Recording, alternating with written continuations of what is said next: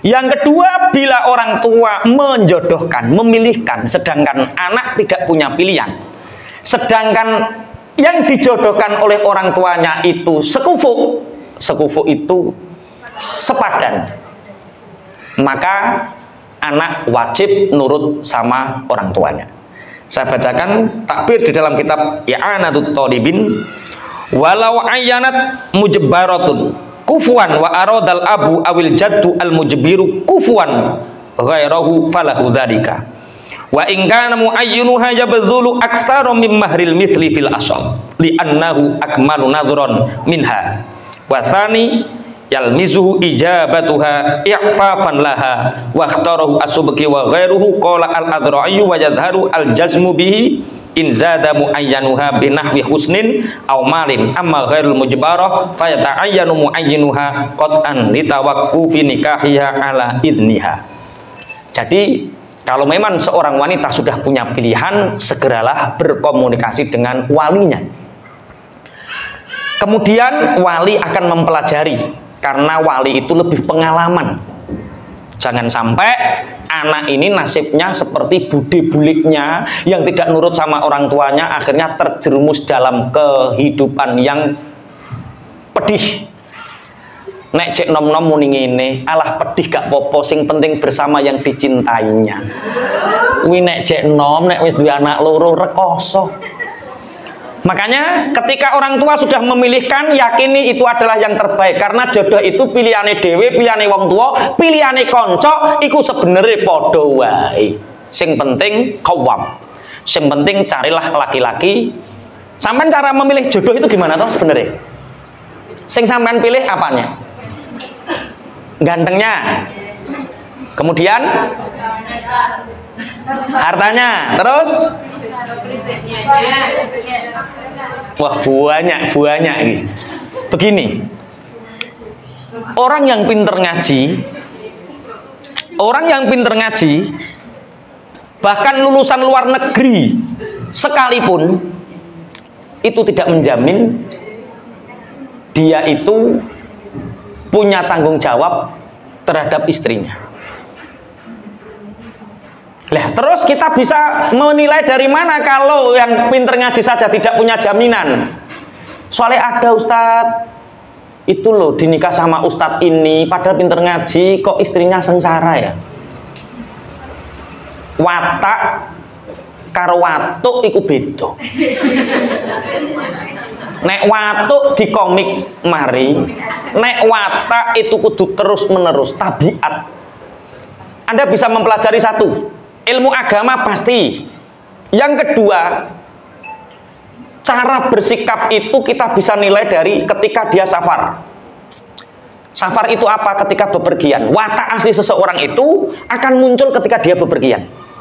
Rekreasi bareng, rong dino sampai telung dino, watake metu kabeh, sing medhit ketok medhite, sing rewel ketok rewele, sing koproh ketok koproe ketika safar. Bagaimana cara mengetahuinya? Tanyakan teman-temannya. Bocah kuwi nek safar piye, nek lunga piye? Walah wi. Nek adus pendak suro cah kuwi. Wes ketok kabeh. Kemudian nilai dia dari bagaimana cara dia bergaul dengan ibunya, dengan bibiknya, dengan adiknya, dengan keponakannya. Cara dia bergaul dengan itu, maka itu sama dia akan bergaul dengan istrinya. Wong karo ibu gak perhatian dengan istrinya, jangan harapkan perhatian. Dengan adiknya nggak perhatian, dengan bibinya nggak perhatian, jangan harapkan perhatian sama istri. Jadi ada 3 poin itu. 1, ilmu. 2, bagaimana saat dia safar. 3, bagaimana dia dengan keluarganya. Keluarga sampean dijak dolan kok selunta-seluntu, ya wis sampean sok ben duwe keluarga ya selunta-seluntu. Keluarga kok akrab karo bude, akrab karo dulur, piye bro wae wis kuwi. Plek sama. Bisa dipahami ya? Assalamualaikum waalaikumsalam. Ustadz, untuk membangun ekonomi yang grow up, naik, kita dianjurkan untuk hidup simplicity, bersedekah, saving, dan investasi. Wah, hafal tenan deh. Namun, bagaimana jika kita sudah hidup simplicity, menerapkan simplicity dan sebagainya, Namun dana darurat iku habis di kebutuhan seperti akomodasi BBM yang sekarang harganya lagi up. Lu ngomong neng di kok sampai bensin entek. Pripun Ustadz, mohon solusinya. Syukron. Jadi begini, cara seperti ini adalah cara pokok yang paling penting seperti ini. Allah berfirman di dalam Al-Quran yang pertama adalah Iqra, bacalah. Nun wal qalami wama yasturun, catatan.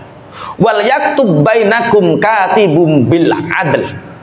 Kalau transaksi hutang belanja catat. Kalau nikah catat. Jangan mau dinikahi orang yang tidak mau dicatat.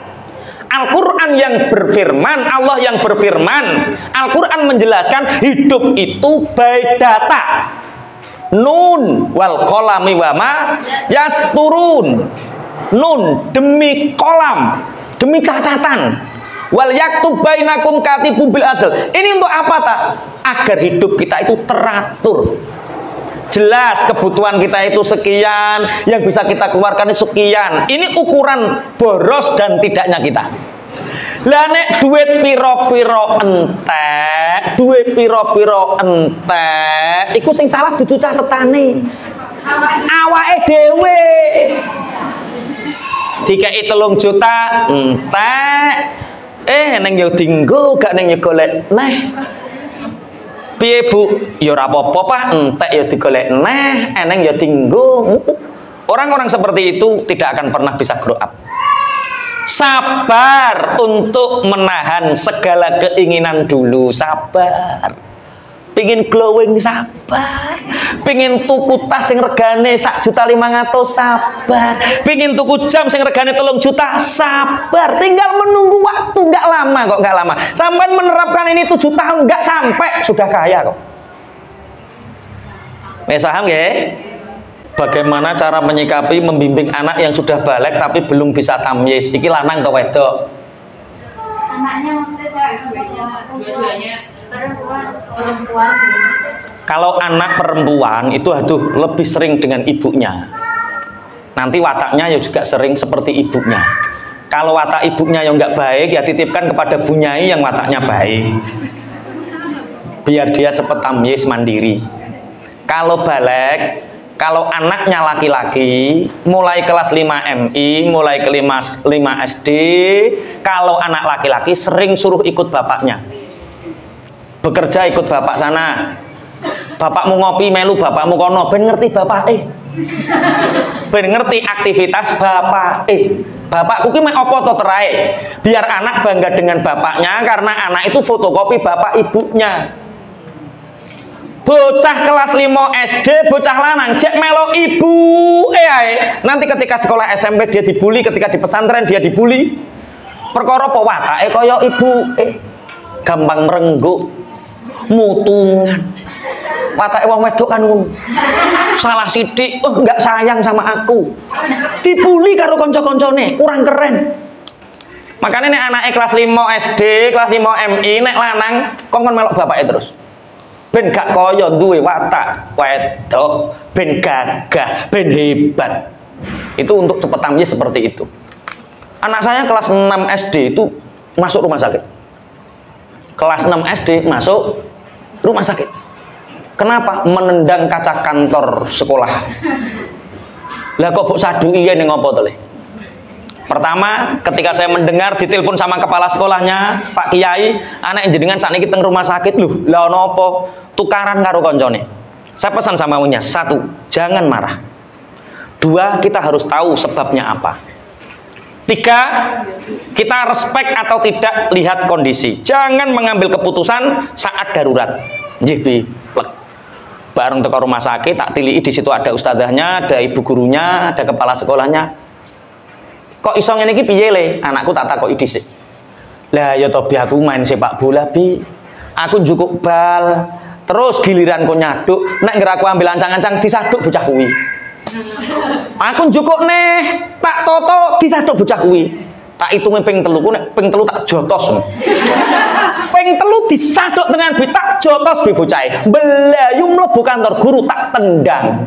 Kenek kocone bi pecah terus sikilku kena beling jahitane 7. Tanya piye bingung ki? Cocok. Tapi kena no bocah aja kena no kocone. Ngene iki ngijoli 3 juta. Kepala sekolahnya juga memang kebenarannya seperti itu.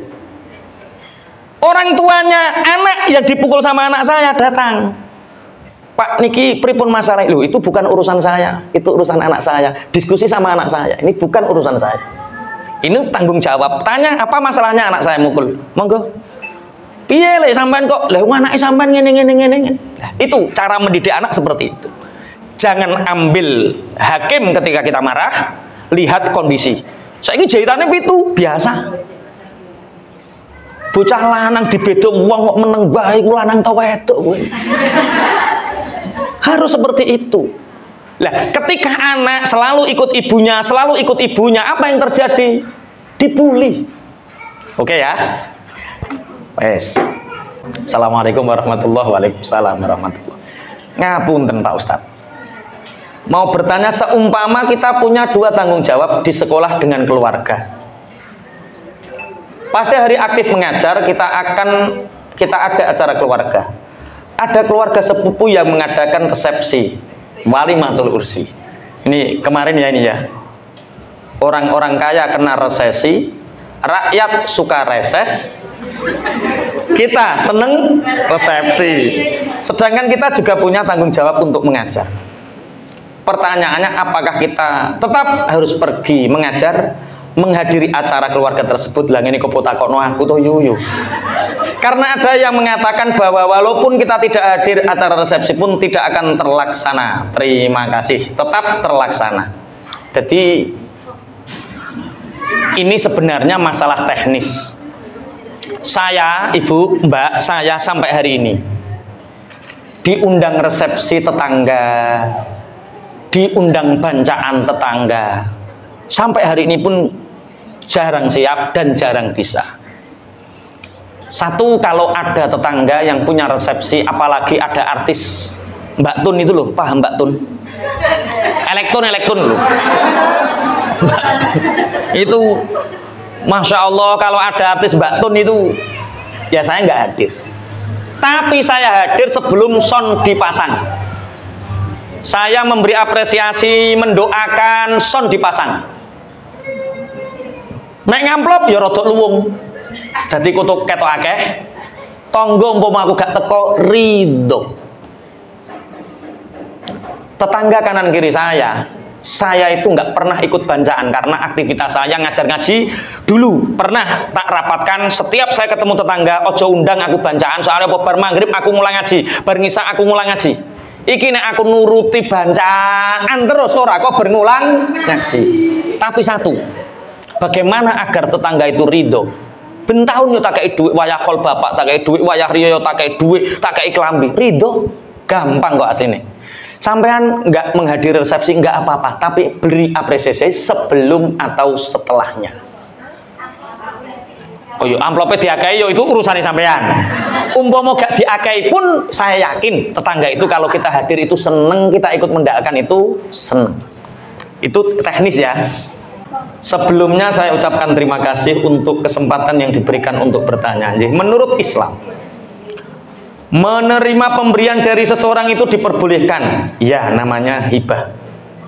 Namun bagaimana dengan sebuah lembaga yang tidak membolehkan menerima pemberian dan dari walmur itu wali murid, dengan alasan kesenjangan dengan yang lain, terus boleh menerima pemberian tersebut dengan cara dimasukkan koperasi dan menebusnya dengan 1/4 harga asli, yang nantinya uang tersebut akan dikembalikan kepada teman-teman yang lain. Apakah peraturan seperti itu dibolehkan? Ini saya nggak tahu.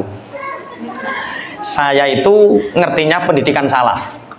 Kalau di pendidikan salaf itu dulu orang-orang jadi begini. 2 orang yang menjadi penyebab kita kemarin sudah tak jelaskan.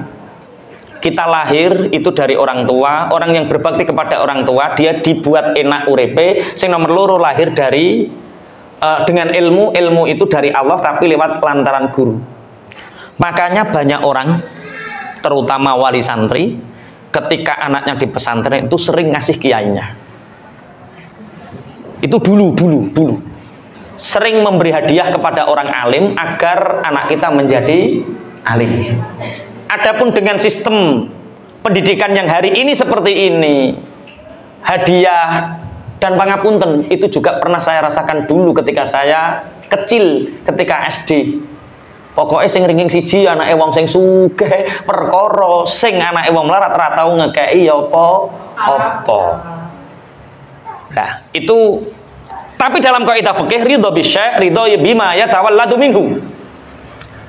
Kaidah fikih mengatakan kalau kita ridho masuk dalam sebuah lembaga, maka kita harus ridho dengan segala konsekuensinya.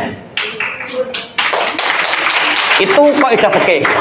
Ridho bisyai', ridho bima yatawalladu minhu. Rokok itu makruh. Di pondok saya haramkan. Berarti kalau masuk pondok saya, ya jangan ambil hukum makruh, tapi hukumnya haram karena ridho bisyai', ridho bima yatawalladu minhu. Di pondok saya makannya misalkan 2 kali, berarti yo jangan 3 kali. Walaupun di rumah 3 kali. Ridho bisyai', ridho bima yatawalladu minhu. Kalau kamu ridho masuk ke lembaga, masuk ke sebuah negara, maka ridho dengan segala konsekuensi peraturan yang ada di situ. Itu jawabannya.